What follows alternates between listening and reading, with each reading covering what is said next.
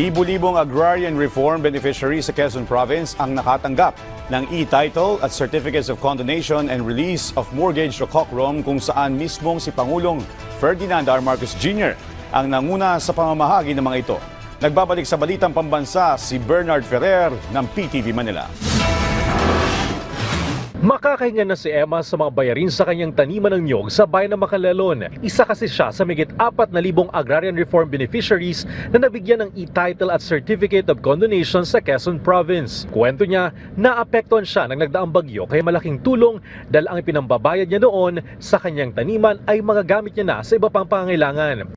Napakalaking tulong po bilang magsasaka kasi sa napakaliit po ng kinikita namin. Kung magbabayad pa po kami ng lupa sa mga penalty, halos hindi po namin mabayaran.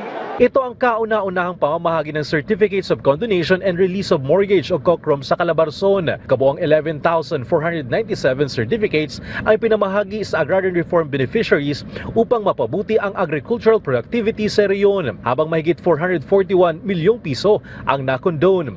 Layunin ng inisyatibang ito na bawasan ang pinansyal na pasanin ng mga magsasaka.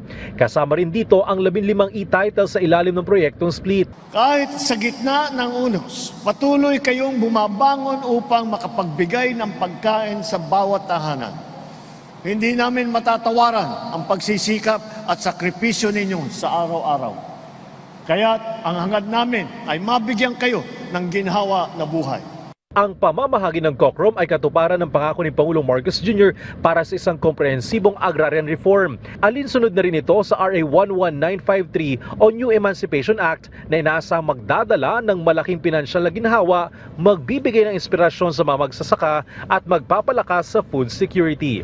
Mula sa PTV, Bernard Ferrer para sa Balitang Pambansa.